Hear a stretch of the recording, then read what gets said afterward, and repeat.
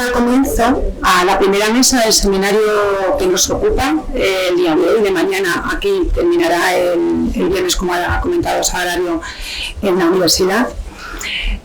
No sin antes presentarme, soy Eva García Jumela, directora de enfermería del Hospital Nacional de Parapléjicos, y me honra iniciar este seminario como menos que presentando nuestra unidad de sexualidad y reproducción asistida.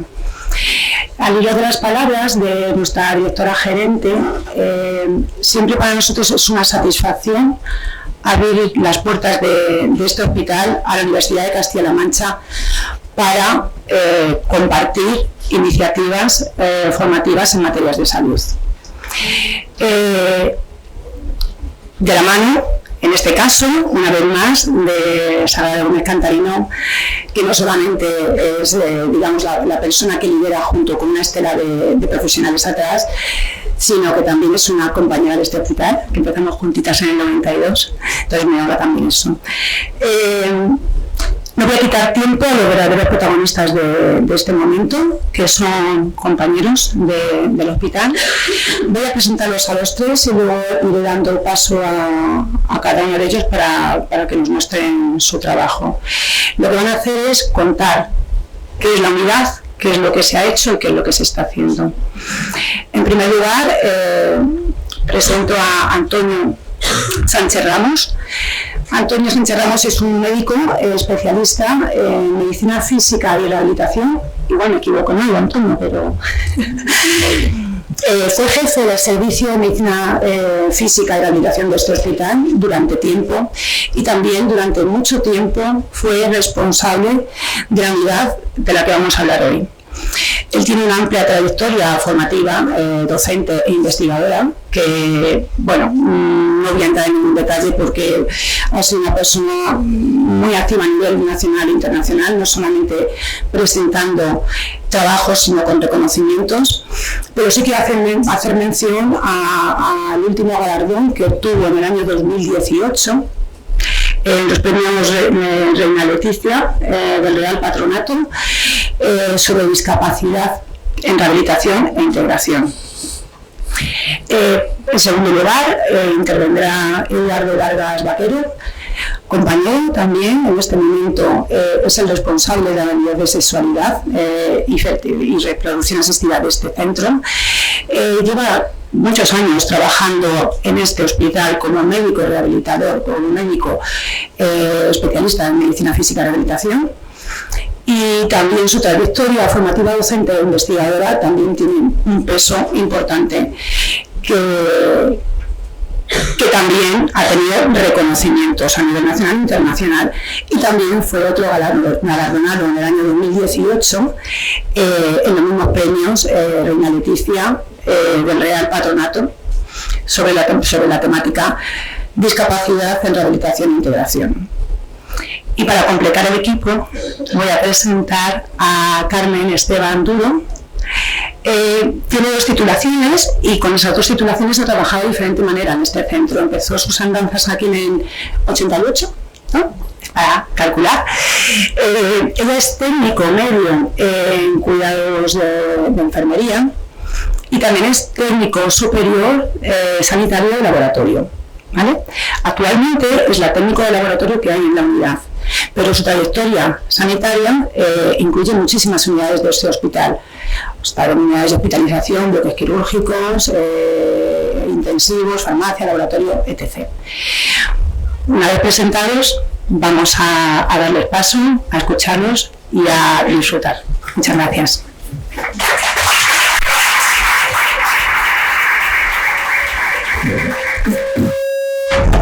Muchas gracias, Eva. Muchas gracias por la presentación, gracias por el equipo. Y bueno, yo quiero, muy lógico, agradecer a los que hemos organizado este simposio, este primer simposio internacional, para que, bueno, nosotros... Yo creo que hay que explicar. Me vamos a decir a ver si separando un poco. Yo creo que separándome a lo mejor un poco.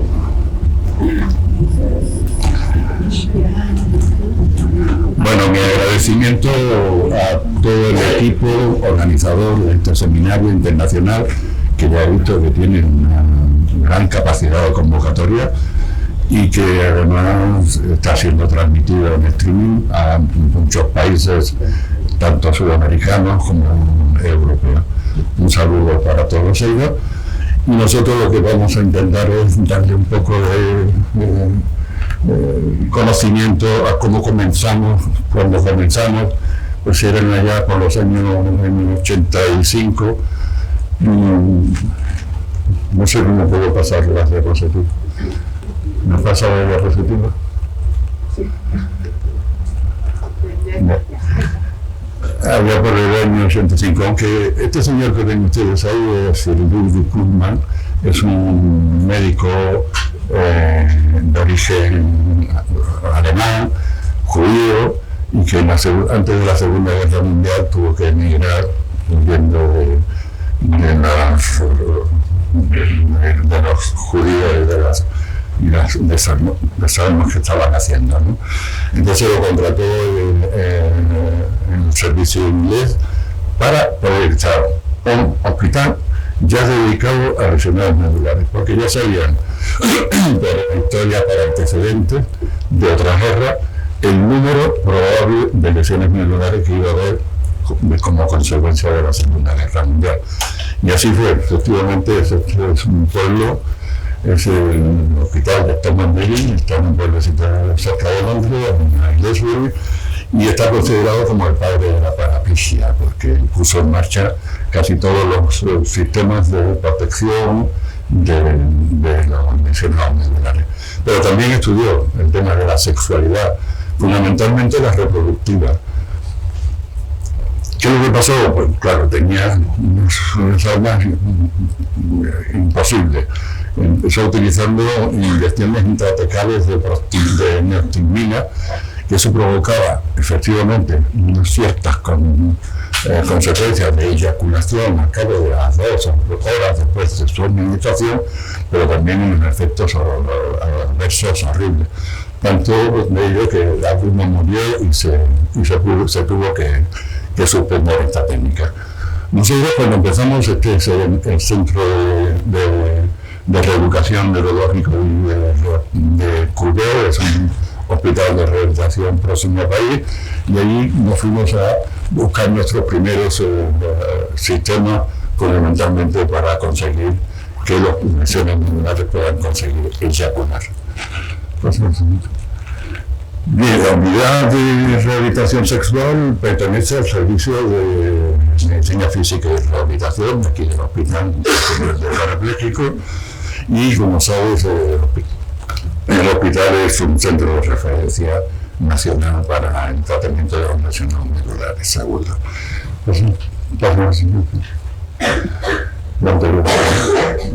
Hay suficiente evidencia científica para establecer que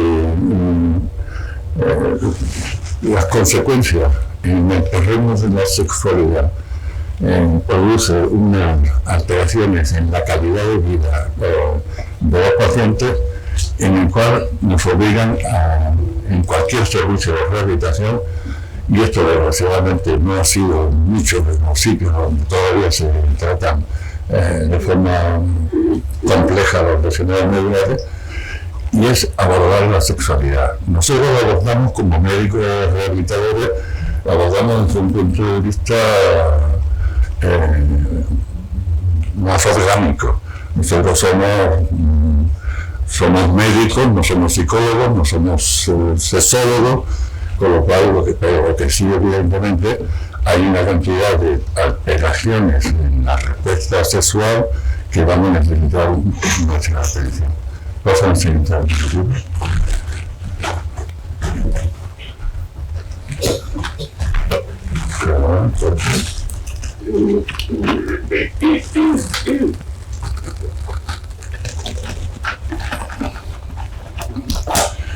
Las disfunciones sexuales que vamos a encontrar en el varón, la mujer ya después lo va a contar el doctor Eduardo Berga, van a ser, desde el punto de vista orgánico, una disfunción eréctil, casi la mayoría de los lesiones medulares van a tener algún grado de disfunción y veremos un poco las características de cada una.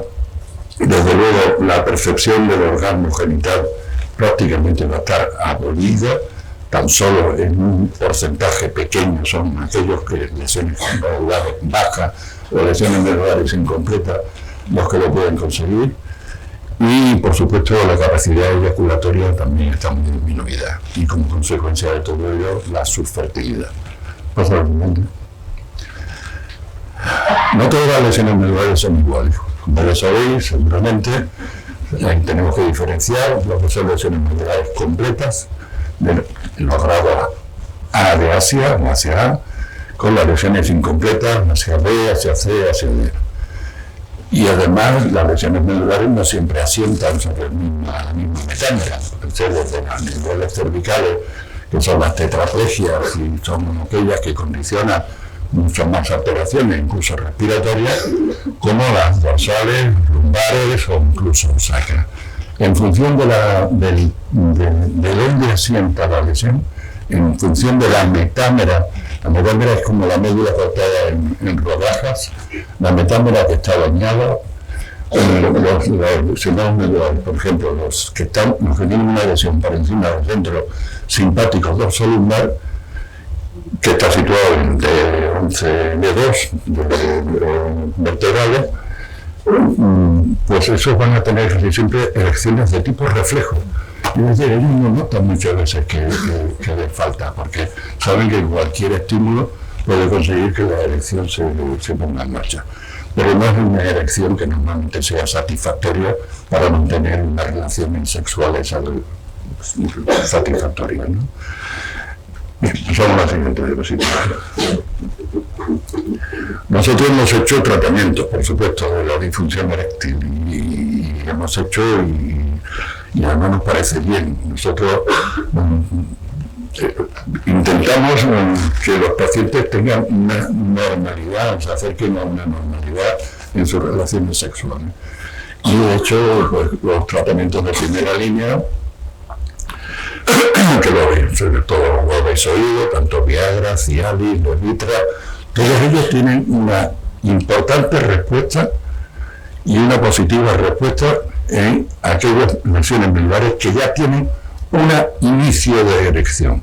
Los que parten de una impotencia completa, estos tratamientos normalmente no son útiles.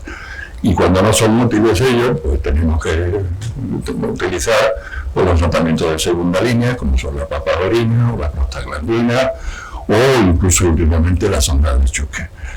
También ha habido, aunque nosotros no recomendamos, la posibilidad de realizar prótesis, introducir prótesis intracavernosas, que desde luego siempre que lo han hecho, y aquí se hizo mucho en un principio, siempre tuvieron algún tipo de problema. Casi un poco justificando el por qué los andrólogos somos tan intervencionistas, hicimos un trabajo para ver exactamente si la calidad de vida sexual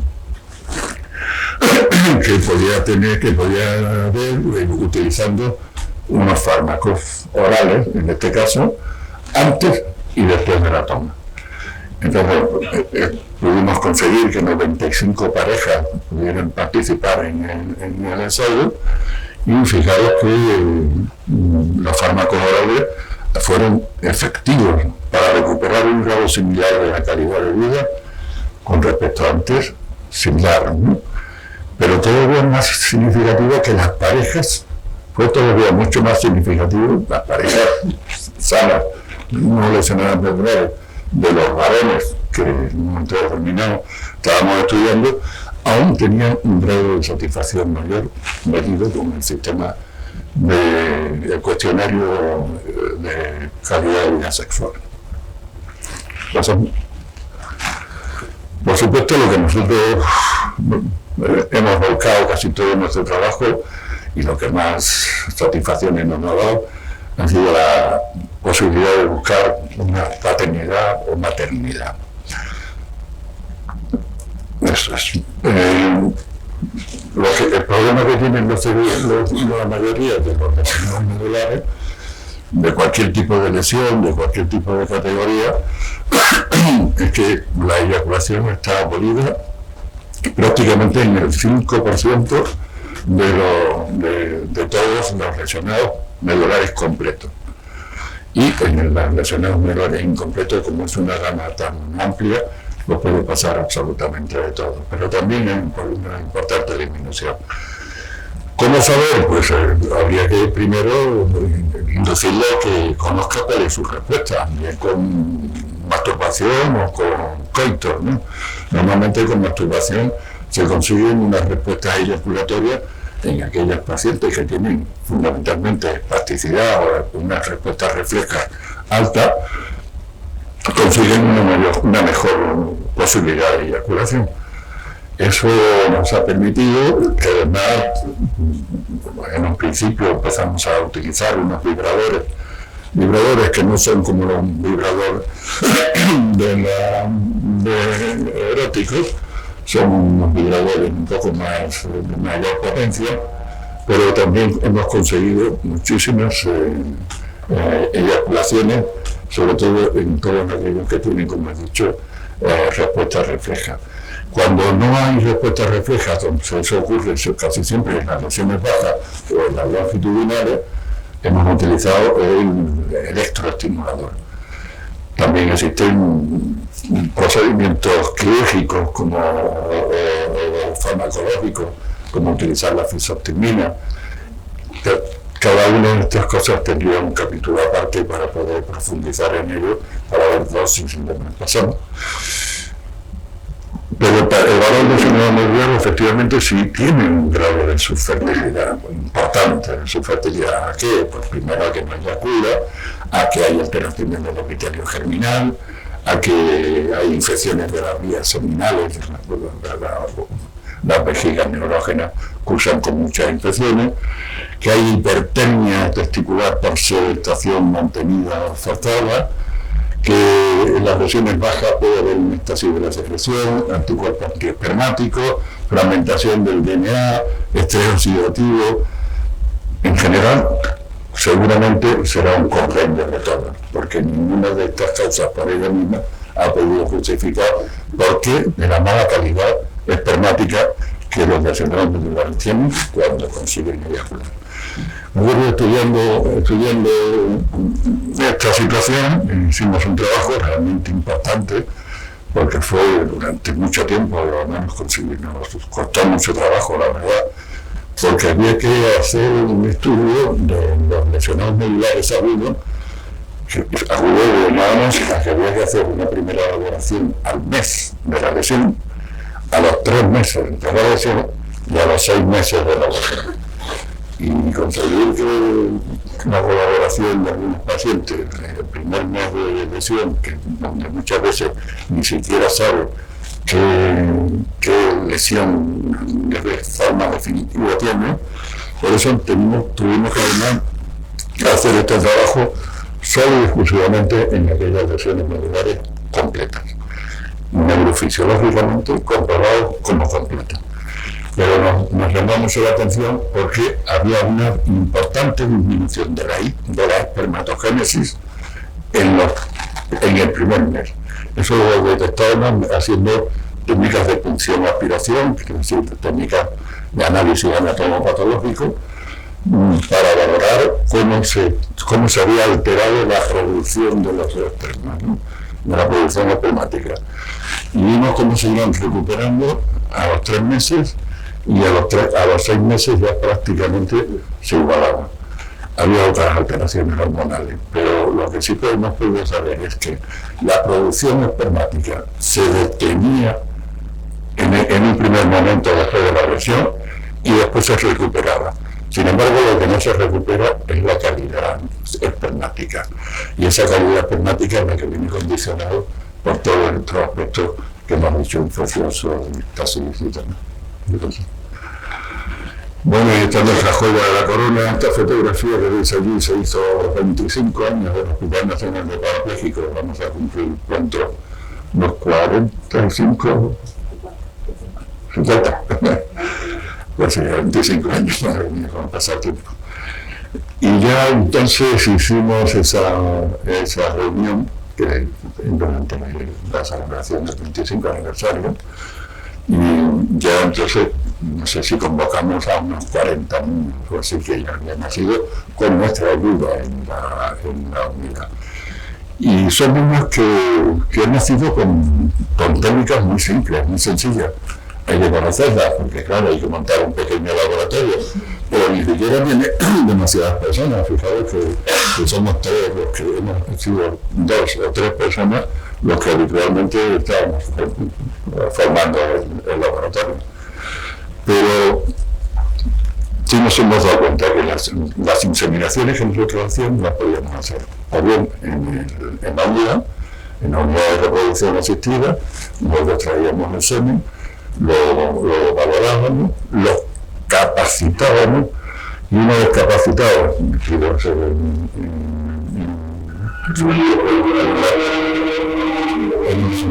en un ambiente estéril y demás, lo que hacíamos es que lo depositábamos después a nivel intrauterino. Con eso, la verdad es que hemos conseguido unas tasas de éxito muy importantes. Fijaros que tenemos las gestaciones, tasas de gestaciones por procedimientos de inseminación asistida conyugal, que es lo que nosotros hacemos. Nosotros no hacemos fecundación in vitro, es 40%. Me parece que es una cifra bastante importante. Y por otro lado también hemos colaborado con unidades de fecundación, de reproducción asistida, que son los que hacen las microinyecciones espermáticas. Nosotros les hemos facilitado el semen y ellos, evidentemente, con una unidad de reproducción más amplia, pues han conseguido embarazos importantes, el número de embarazos importantes. Esto es lo que sabemos, pero lo que no sabemos, porque la gente aquí, nosotros le dábamos en principio un vibrador con el que habíamos probado previamente que conseguía eyacular, y las normas que le dábamos era que consiguiera eyacular pues una vez cada 15 días, por lo menos, para renovar la calidad del semen y que ese semen tuviera una mejor calidad, ¿no? Y bueno, pues así se han conseguido también en su propio domicilio, en su propia casa, muchos de los embarazos que nuestros pacientes que no podían tener hijos, luego han conseguido. Pasan al siguiente. Bueno, este es el equipo, y bueno, pues ahí veis al doctor Eduardo Vargas, a Rosa María Riego, a una psicóloga, Ana Larán, el doctor Pinto, que fue conmigo, fuimos los dos que organizamos y pusimos en marcha la primera unidad, el doctor Manuel Mar, que es un catedrático de fisiología de la Universidad de La Laguna, y hemos colaborado con los servicios de neurología, por supuesto de psicología, tanto con María Ángeles Pozuelo, con usted, Gómez, con Ángel Fernández, un poquito para él, y también con el servicio de anatomía patológica del Hospital Virgen de la Salud. Y siguiente, terminamos, y esto es un poco lo que nos había adelantado ya Eva, que efectivamente nos entregaron al grupo, a lo que es la unidad, nos entregaron el premio de rehabilitación e integración de la premio de la Reina Leticia. La verdad que es un buen colofón a los casi 35 años que ya llevamos con la unidad montada. 35 años y creo que más de 4.000 y pico de pacientes tratados, ¿no? Y bueno, pues eso es lo que yo quería decir. Muchas gracias por vuestra atención.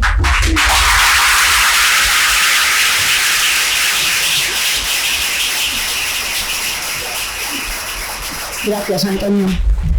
Bueno, pues damos paso a Eduardo Vargas.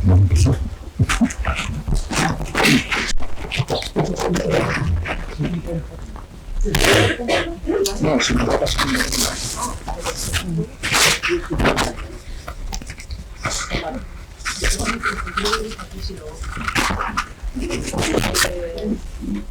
Vamos a ver. Bueno, pues soy Eduardo. Ya me ha presentado Eva, me ha presentado Antonio. En primer lugar, agradecer nuevamente al grupo, a todo el grupo en general, hoy hay, ahora nominando uno por uno, pero a todo el grupo, pues agradecer que nos hayan invitado a dar una charla a la unidad sexual. Soy el heredero de Antonio Sánchez Ramos de hace ya muchos años y el actual responsable de la unidad. Me voy a centrar sobre todo, aunque voy a dar unas pequeñas pinceladas primero de la lesión medular, pero la charla se va a dedicar sobre todo a la parte de la mujer, para que sepamos un poco qué ocurre también con respecto a las alteraciones que hay después de una lesión medular en la esfera sexual. Ya comenté un poquito Antonio, bueno, una lesión medular se define por dos cosas, un nivel y un grado de ácida. El nivel sería la última metámera que el paciente tiene intacto desde el punto de vista motor sensitivo, ya sea cervical, dorsal, lumbar o lo que sea. Y el grado ácida, que es lo del concepto de completo e incompleto, con sus distintas letras. La letra A, esto lo cuento porque después voy a hablar un poquito de algunas peculiaridades. La letra A significa que la lesión es completa, motores sensitiva, es decir, por debajo del nivel que me digan, ni muevo ni siento. La letra B significa incompleto sensitivo, pero completo motor. El C y el D, incompleto sensitivo y motor, es decir, muevo y siento algo por debajo del nivel que me digan, en distintos grados. Y la E son aquellos que han tenido una lesión medular, pero no tienen secuelas motores sensitivas, son pocos casos, pero existen. Después de una lesión medular, pues, tanto el paciente como el que le está atendiendo se da cuenta que hay un problema de movilidad y sensibilidad, pero posteriormente pues van viendo que hay otro tipo de alteraciones asociadas a la lesión medular, y entre ellas la salud sexual. De ahí el papel de una unidad de sexualidad y fertilidad después de una lesión medular. Lo que intentamos tanto en el hombre como en la mujer la primera vez que viene a la visita, o la primera consulta que tiene, no es ir directamente a la disfunción eréctil, disfunción en el orgasmo y demás. Siempre es importante en toda lesión medular que sepa el por qué le pasan las cosas. Entonces lo primero que hacemos en la consulta es explicarle, saber cuál es su lesión medular y explicarle cuál es esa lesión medular y cuáles son las posibles consecuencias, porque no siempre hay todas las consecuencias sexuales, cuáles son las posibles consecuencias que conforme vaya transcurriendo el tiempo se va a dar cuenta que existe en la salud sexual y fertilidad. En el caso del hombre, como ya comentaba Antonio, pues conforme transcurre el tiempo pues, es posible que el hombre vuelva de nuevo a la consulta porque ya ve que efectivamente tiene disfunción eréctil, disfunción eyaculatoria, alteraciones en su capacidad de percepción del orgasmo, problemas en su fertilidad. Y en la mujer, aunque inicialmente puede haber una pérdida del deseo sexual, que es normal, que después trataremos más adelante, tendrá también modificaciones, puede tener modificaciones en la percepción de sus orgasmos. Hay que añadir un consejo médico sobre las nuevas relaciones sexuales y sus problemas que puede tener durante ese nuevo modelo de respuesta sexual. Y fertilidad, pero la fertilidad en este caso, entre comillas, que ya veremos. Lo que intentamos, nuevamente comento, que lo que intentamos que la sexualidad sea satisfactoria, no dedicamos exclusivamente a bien el paciente, le hacemos una receta de Viagra y Santa Pascua. Intentamos que su sexualidad, independientemente de que sea necesario o no un tratamiento, pues que sea satisfactoria. Y no solo para el hombre o la mujer con lesión medular, sino si tiene pareja, que sea satisfactoria también para la pareja, implicarla. Ya la OMS, hace ya muchos años, en el 74, hablaba del derecho a la salud sexual, de ahí el empeño pues, de que dentro de este derecho a la salud sexual están los pacientes nuestros con lesión medular. Y incluye el concepto de la rehabilitación integral, esto que lo introdujo Wilman. Pues rehabilitación integral significa que no coge a lesión medular y tratarlo de forma independiente de cada una de las alteraciones, la movilidad, la sensibilidad, los esfínteres, sino intentar una visión en conjunto de todas las modificaciones que va a tener por el hecho de tener una lesión medular y que el paciente sea único, no trata la vejiga, trata el intestino, trata la sexualidad, sino en forma conjunta. Vamos a hablar de la mujer. ¿Por qué suele venir la mujer a la consulta? ¿Cuáles son sus dudas principales? Las que mayor nos hacen cuando vienen a la consulta. Una de ellas es cuándo puede iniciar relaciones sexuales después de la lesión medular. Inicialmente no hay una fecha, o sea, no podemos decir a partir de X meses ya se puede mantener relaciones sexuales. Esto dependerá del deseo que tenga la señora nuevamente de mantener relaciones sexuales y si tiene pareja, si no tiene pareja, en fin, las relaciones que tenga. No hay una fecha en concreto. Nos suelen preguntar también si es necesario algún método anticonceptivo porque tengo una lesión medular y no sé si me puedo quedar embarazada.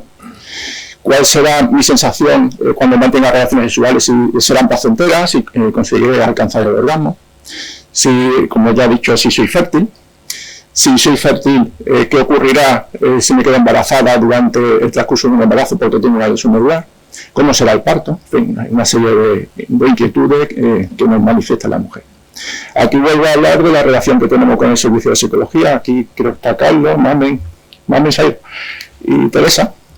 Y siempre hemos tenido, desde siempre, una estupenda relación con el servicio de psicología del Hospital de Parapléjicos, porque es fundamental la parte de sexología, no solo, como ha comentado Antonio, la parte orgánica. Bueno, pues imaginaos que habéis tenido una lesión medular, que no es fácil. Estamos en una silla de ruedas, o tengo dificultad para moverme porque utilizo un andador, una muleta y demás, y todo esto me puede provocar una distorsión de mi imagen corporal. Estoy en una silla de ruedas, pues la situación probablemente no sea agradable, y sobre todo agradable en cuanto a volver a mantener relaciones interpersonales con los demás. Me puede crear una serie de barreras y de tabús que son difíciles de romper, ya digo, por la situación en la que me encuentro. Y por otra parte, esto me puede provocar nuevamente una autoestima por los suelos. Es decir, tengo una lesión medular, estoy en silla de ruedas, estoy viendo a la gente allá arriba, yo estoy sentado, luego tengo deformidades, espasmos, de repente la pierna se me pone a temblar, y todo eso, como ya digo, me puede provocar una dificultad para volver a mantener relaciones. Digo relaciones en general, no solo sexuales, sino relaciones en general. Y no es fácil. Vamos a hablar de la función sexual de la mujer después de la lesión medular. Esto es un pequeño índice, no voy a hablar en profundidad extensa de cada uno de ellos, pero el índice que voy a seguir más o menos cuáles son los centros neurológicos que intervienen en una función sexual, sustancias, hormonas, la fase de una respuesta sexual normal, qué ocurre en la lesión medular, algunas publicaciones nuevamente de forma breve, y luego de resultados, pues un trabajo que hicimos auspiciado por una beca MAFRE en su momento y que le voy a contar con respecto a la mujer. Y finalmente unas conclusiones. Centro neurológico. ¿A nivel cerebral existe un centro específico sexual que se encargue de la sexualidad? Pues no, es el conjunto de varios. Entre ellos tenemos la corteza cerebral, que es el que se encarga del control del razonamiento, del lenguaje, donde interviene la imaginación, donde se crean las fantasías eróticas.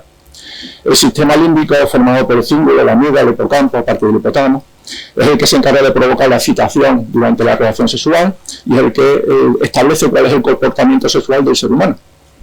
En general, el cerebro lo que hace es interpretar, le llegan una serie de estímulos sensoriales, lo que hace es adquirir todos esos estímulos, los organiza y entonces crea una respuesta sexual.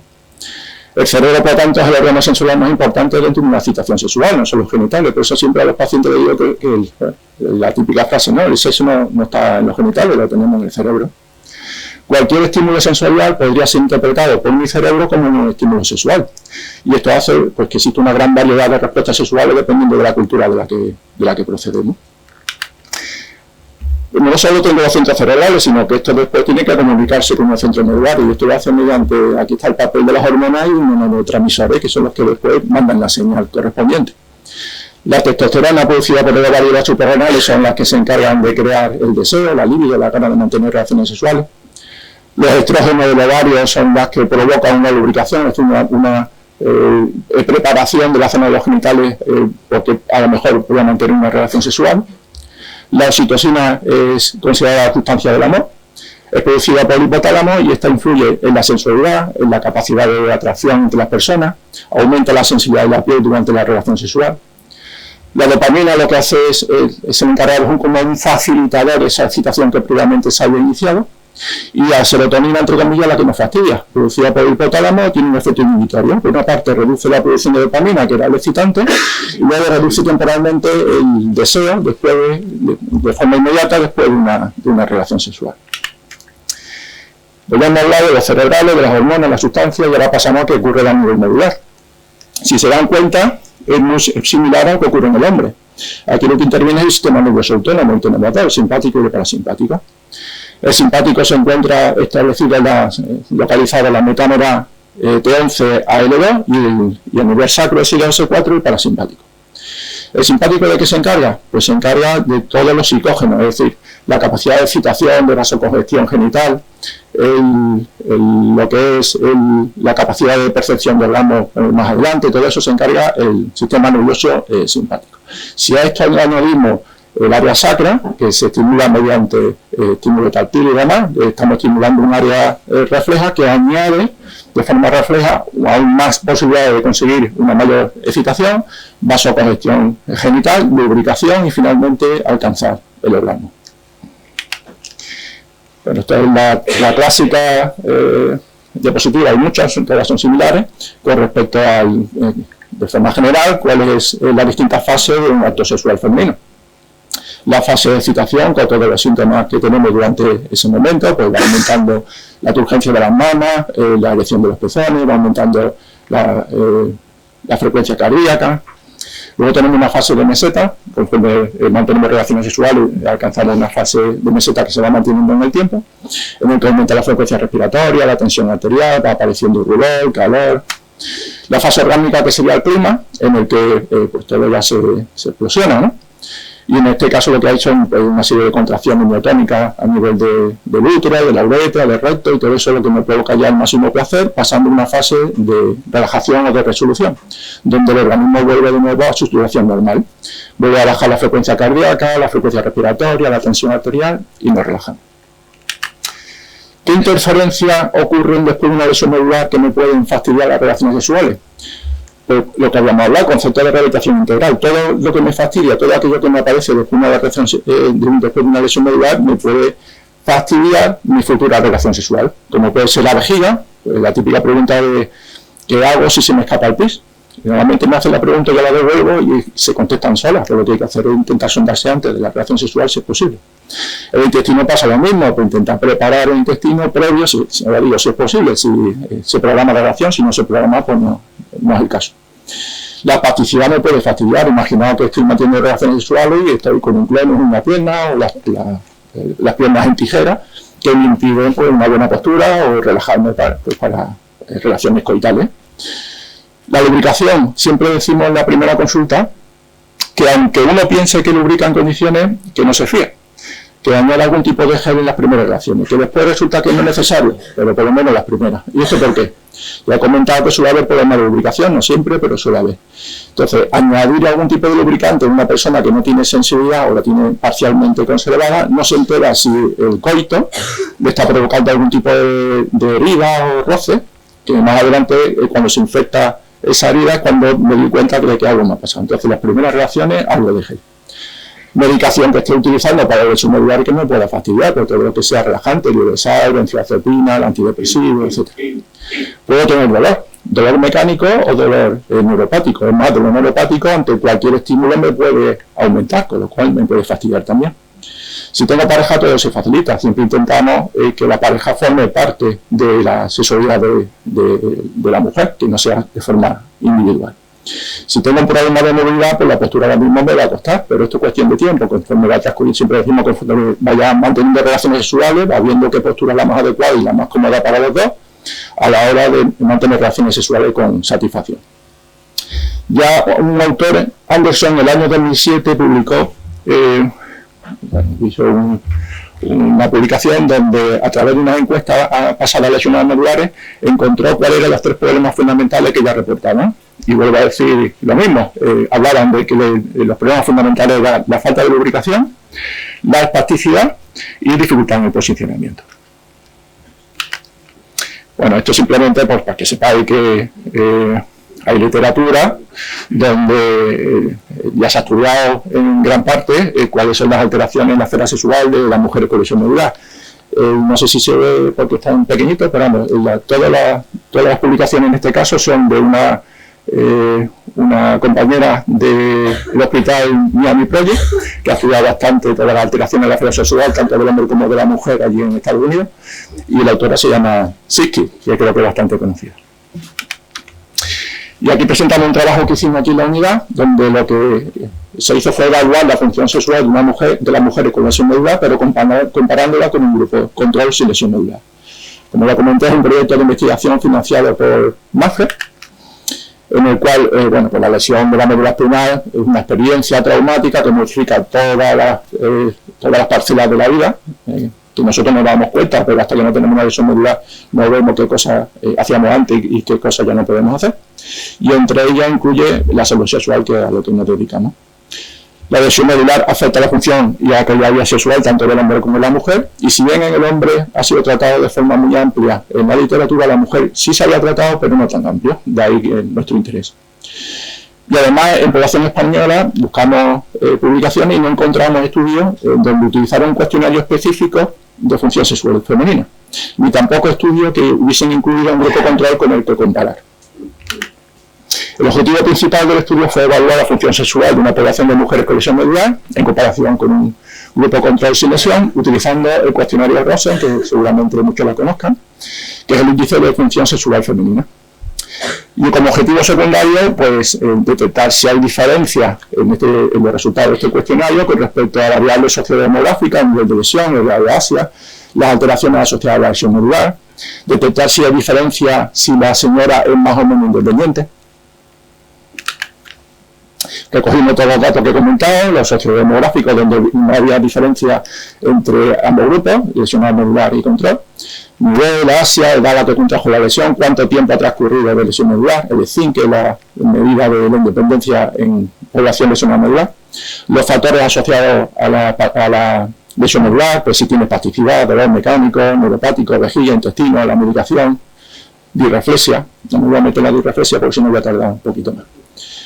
Y el cuestionario que utilizamos, ya he dicho que es el índice de función sexual de la mujer, que consta de 19 ítems, y esto lo que hace es crear 6 dominios de estudio, que sería el deseo, la excitación, la lubricación, el orgasmo, el dolor y la satisfacción. Y estos son los resultados. Está pendiente de publicar aún. De forma global, nos damos cuenta, ahí a la izquierda de la diapositiva, pues que ya primero el cuestionario nos da una diferencia entre mujeres con lesión medular y sin lesión medular de forma significativa.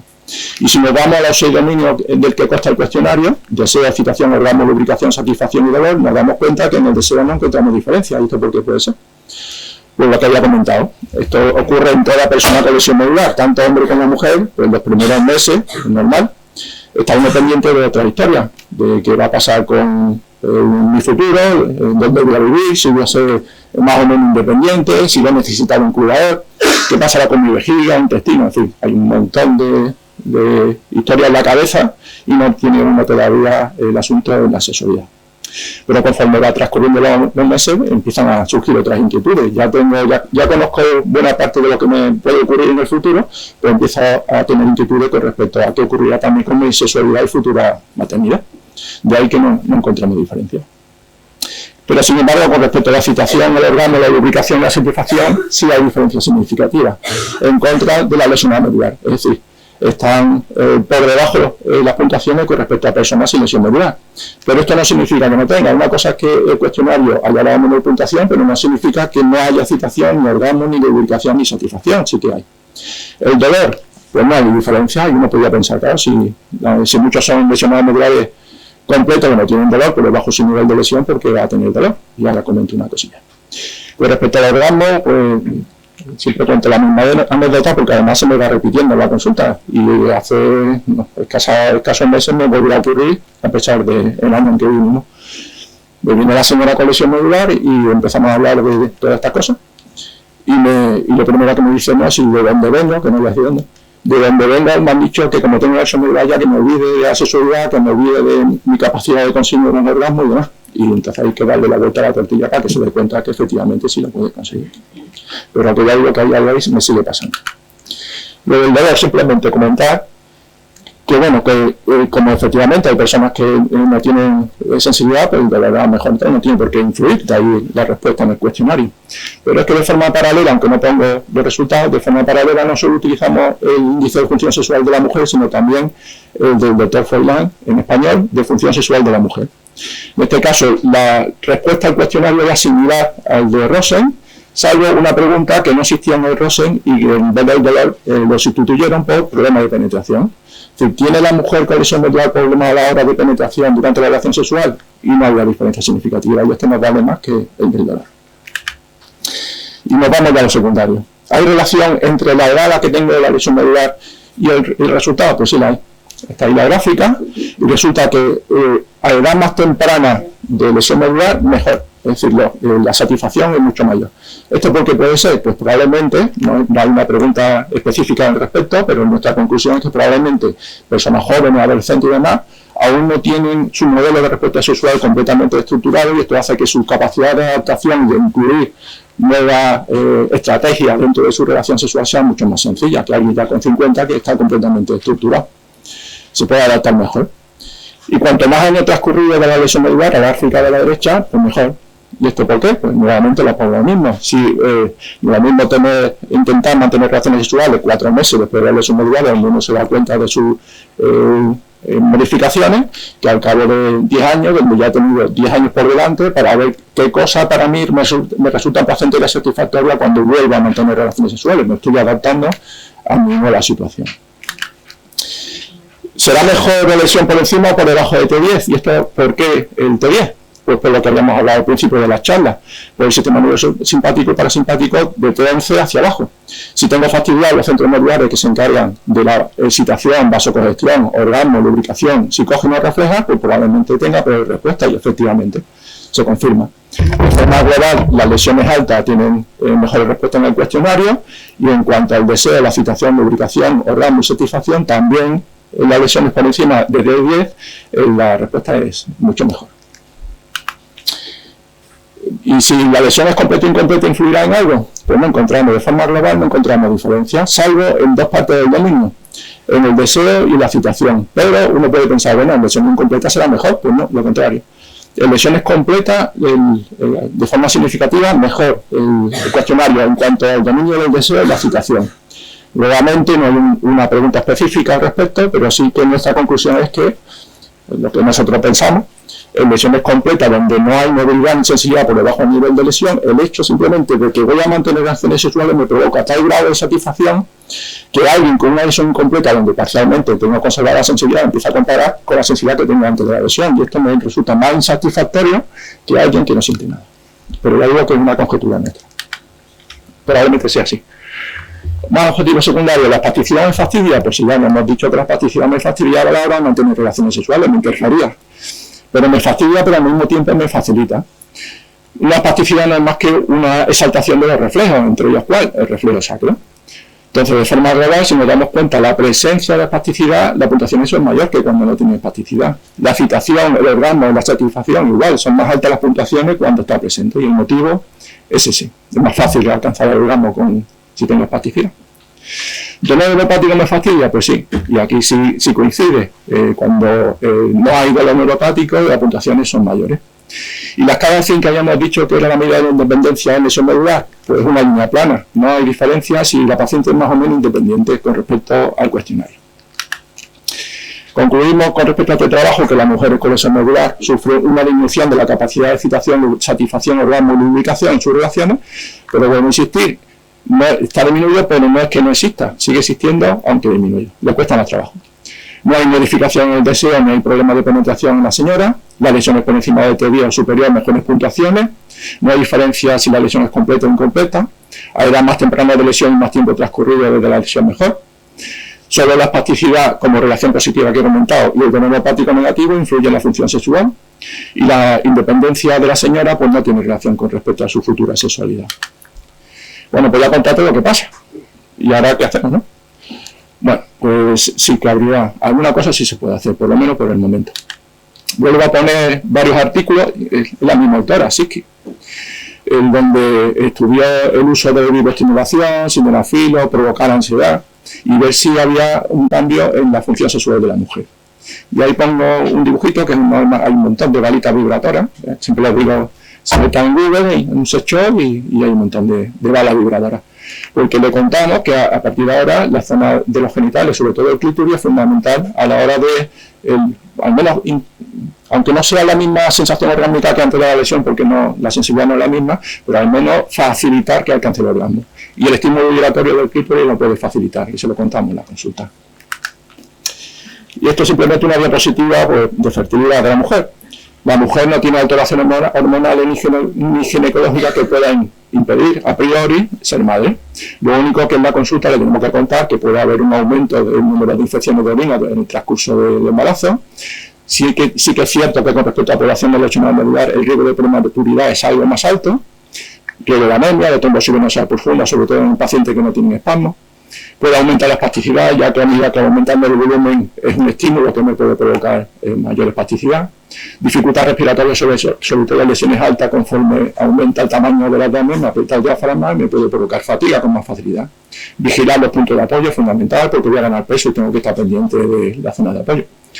¿Y por dónde puede salir el niño? Pues no es obligatorio la cesárea.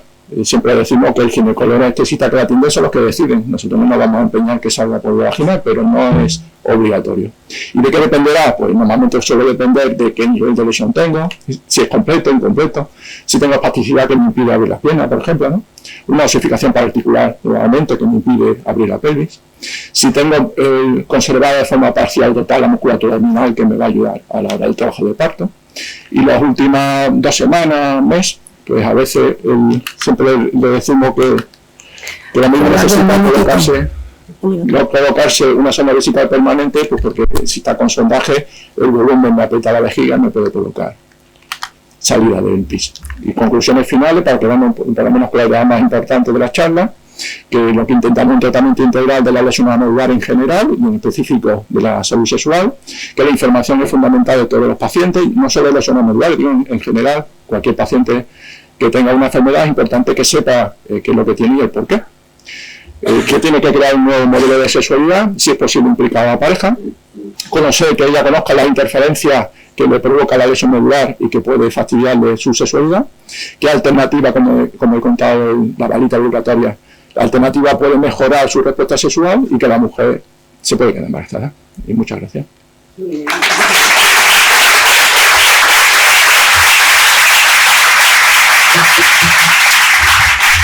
Muchas gracias, Eduardo. Bueno, pues para terminar con las exposiciones de esta mesa, damos paso a Carmen, que nos va a hablar de lo que es el laboratorio de la unidad de sexualidad y reproducción de este hospital. Buenos días, bienvenidos y gracias a los organizadores por habernos invitado a participar en este evento tan importante y para mí, en mi caso, es único. Como bien ha dicho Eva, me llamo Mari Carmen y soy técnico de laboratorio, y lo que voy a hacer en esta breve charla que les voy a hacer es una descripción orientativa de los procedimientos más relevantes que realizamos en el laboratorio de seminología de nuestra unidad de rehabilitación sexual y reproducción asistida. Dichos procedimientos son el estudio y cuantificación del plasma seminal, lo que de forma habitual conocemos como seminograma, y técnicas de capacitación y selección espermática. Antes de comenzar, quiero hacer una breve aclaración, y es que tanto los valores normales de referencia como los protocolos que nosotros utilizamos en nuestra unidad son los que están recogidos en el 5º manual para análisis y procesamiento del semen humano que la OMS publicó en el 2010. En este manual lo que se pretende es estandarizar todos los procedimientos a realizar. Y ahora ya sí, me voy a adentrar un poquito en el tema. Bien, una vez que hemos recogido nuestra muestra seminal a través de las técnicas que habitualmente utilizamos en nuestra unidad, se procede a identificarla y a continuación la introducimos en el incubador a 37 grados durante 20 a 30 minutos hasta conseguir que se produzca la licuefacción. Una vez que se ha transcurrido este tiempo, se procede a la realización del seminograma o el análisis básico del semen. Esta es una prueba que tiene como objetivo evaluar la calidad del semen. A través de este estudio vamos a analizar unos parámetros macroscópicos y unos parámetros microscópicos. Los parámetros microscópicos se realizan, son los primeros que se observan y se hace a simple vista. Las características del semen que se observan en este examen macroscópico son la licuefacción, el volumen, la viscosidad, el color, el aspecto y el pH. La licuefacción es un proceso que se realiza de forma espontánea, simplemente con dejar reposar la muestra, como he dicho anteriormente, de 20 a 30 minutos dentro del incubador, y es un proceso que que al realizarse nos permite realizar un posterior análisis más correcto de un examen microscópico. Es decir, el semen se vuelve menos compacto en este periodo de tiempo y luego el estudio microscópico pues va a ser mejor, porque si no pues es casi imposible o muy difícil de realizar. Se considera que una muestra no es normal cuando la licuefacción no se ha completado en los primeros 60 minutos. La medida del volumen la realizamos mediante pesada. Para ello asumimos que la masa es igual al volumen debido a que la densidad del semen es 1. En cuanto a la viscosidad, lo que hacemos es analizar la formación de hilos. Para medir la viscosidad utilizamos una técnica muy sencilla, que consiste en coger la muestra con una pipeta Pasteur y la dejamos caer gota a gota. Si al caer la gota se forma un filamento superior a 2 centímetros, consideraremos que es una muestra un tanto viscosa, se consideraría como una muestra anormal. En cuanto al color normal del semen, es de un blanco grisáceo, a veces tiene una cierta tonalidad amarillita. La mayoría de los autores lo han definido que el color como de un gris opalescente. Hay muchas circunstancias en las que podemos obtener una muestra seminal y que aparezca otra coloración, pero ya no es la coloración normal. También el semen tiene un olor muy característico. En cuanto al pH, el pH nos refleja el balance entre las distintas secreciones, principalmente entre las secreciones que proceden de las vesículas seminales cuyo pH es alcalino y las secreciones de la próstata que son de un pH ácido. Para ello, la OMS tiene estipulado como el límite inferior de referencia 7,2. Para medir el pH, nosotros utilizamos tiras de papel reactivo que se impregnan en la muestra y una vez antes de que transcurran 30 segundos se hace la lectura del color en una escala. Es un método muy, muy sencillo también.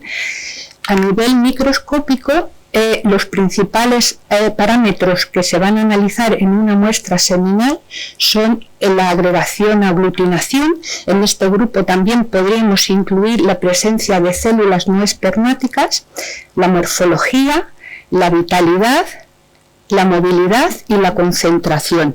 Nosotros en nuestro laboratorio los 3 primeros grupos no los valoramos, entonces para no extenderme excesivamente en la exposición los voy a pasar por alto y me voy a centrar más en la movilidad y en la concentración, que son parámetros fundamentales y que sí que los realizamos dentro de nuestro laboratorio. En cuanto a la movilidad, como he dicho, es uno de los principales parámetros a la hora de evaluar una muestra seminal. A través de él se estudia la capacidad de movimiento de los espermatozoides. Hay que tener presente una cosa, y es que un espermatozoide inmóvil no es capaz de atravesar el moco cervical y mucho menos las distintas capas que envuelven al ovocito. Una vez que en nuestro laboratorio hemos hecho el recuento de la movilidad, los espermatozoides los vamos a clasificar en 3 grupos: espermatozoides con movilidad progresiva, espermatozoides con movilidad no progresiva y espermatozoides inmóviles. En este último manual desaparece la anterior terminología que utilizaba la OMS, que los clasificaba en A, B, C y D. Los valores normales que manejamos para la movilidad progresiva sería de 32% y para la movilidad total sería de un 40%. En cuanto a la concentración, es otro de los parámetros fundamentales a la hora de evaluar la calidad del eyaculado. cuando hacemos el recuento de la concentración espermática, vamos a dar dos valores. Uno que va a recoger la concentración espermática por millones de espermatozoides en mililitro, y otro que nos va a recoger, que nos va a dar el número de espermatozoides totales en el eyaculado.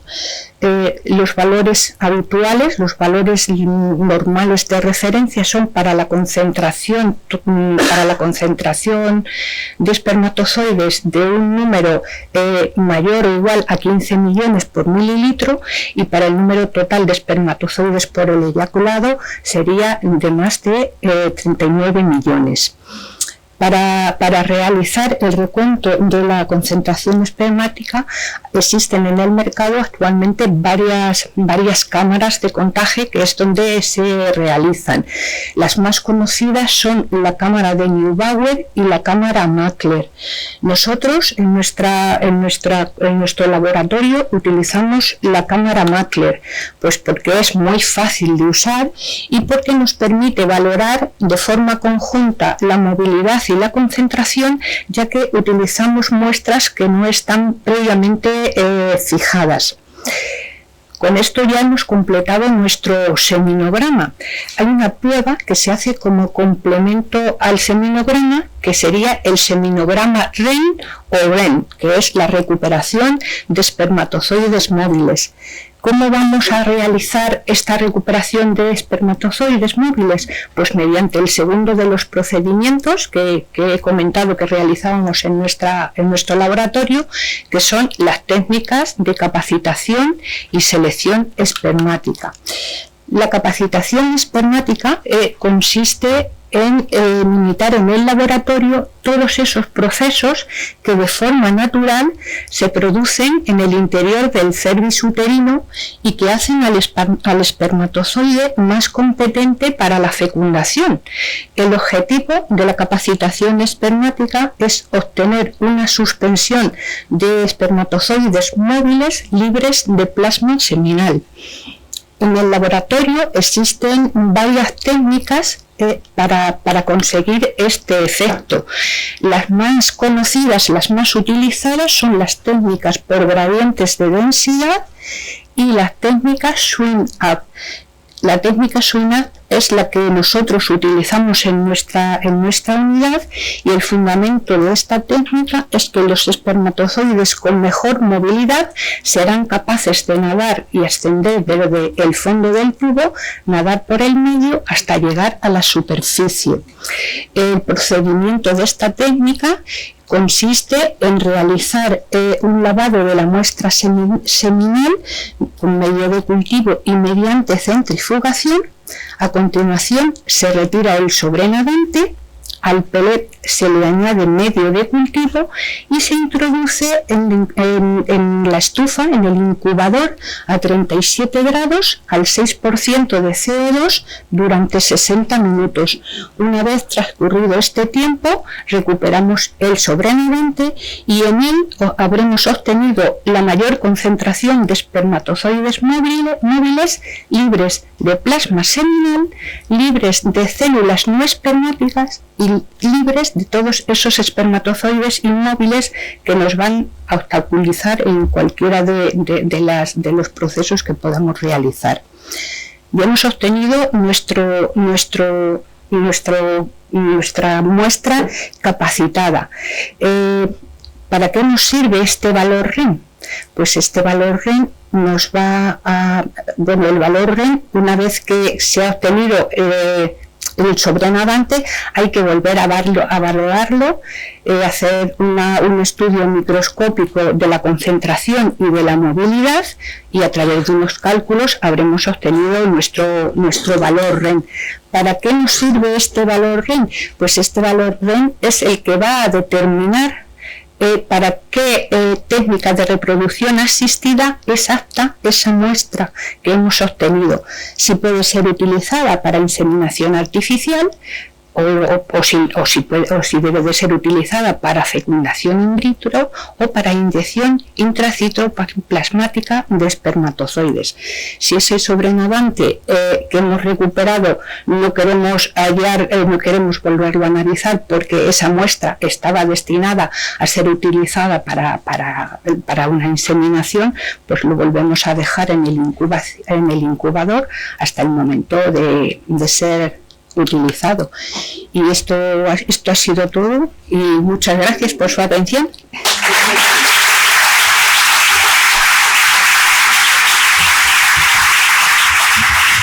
Muchas gracias, Carmen.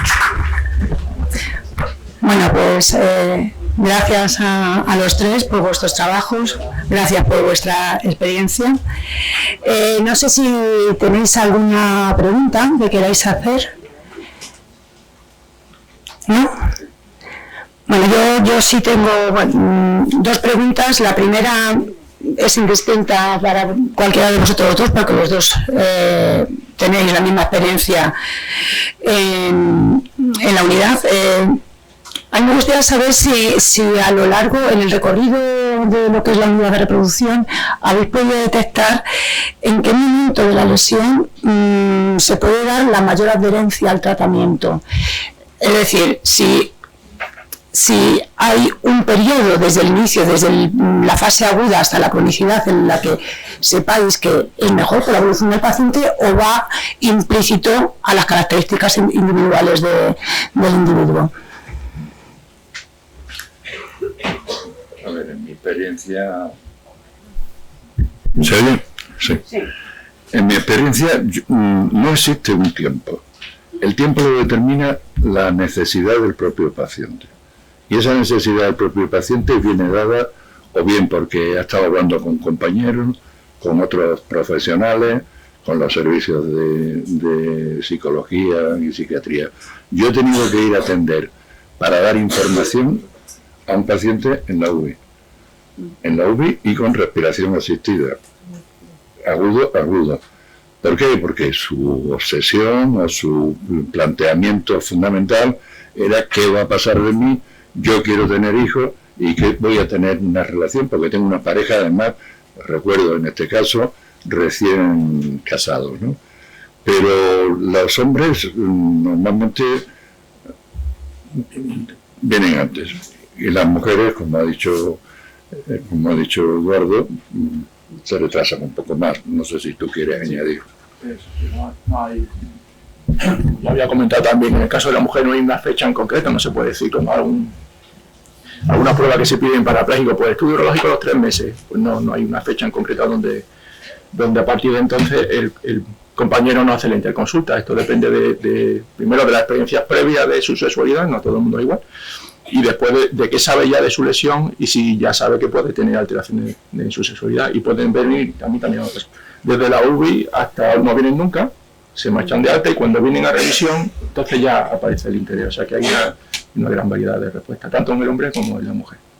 Y yo en este aspecto sí quería también decir que es importante que nosotros, todo el colectivo que estamos alrededor del médico, podamos influir, orientar, informar, para que el paciente pase por la unidad de sexualidad y reproducción asistida antes del alta. Porque si no, va a tener un decalaje ahí desde que le dan el alta hasta que vuelva otra vez a una revisión y seguramente no vamos a tener el tiempo suficiente. Seguro. Bueno, la siguiente pregunta que tengo es para ti, Carmen, porque has hecho referencia a una terminología que ha variado, que es la movilidad espermática. Yo me gustaría saber qué diferencia hay, porque has mencionado que era ABC en la anterior y ahora es simplemente movilidad espermática.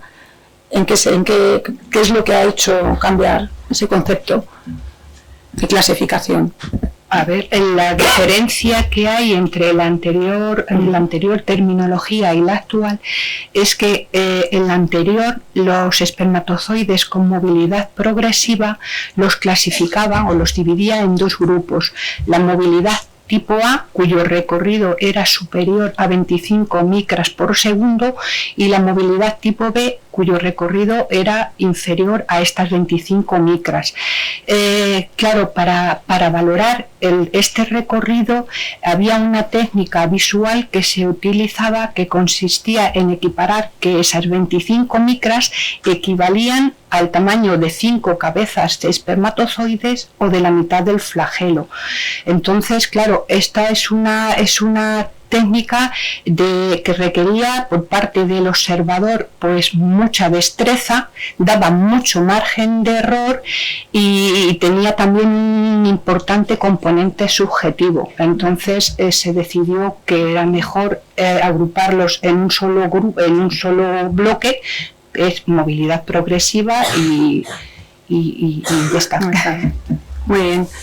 Bueno, pues si no tenéis vosotros preguntas, también ahora como es el momento del café, las podéis desarrollar o plantear fuera. Deciros que bueno, daros las gracias tanto a los componentes como a los asistentes y animaros a disfrutar de este seminario y sacar el máximo partido. Solamente dedicando un minuto al programa, dándole 2 vueltas en un minuto, porque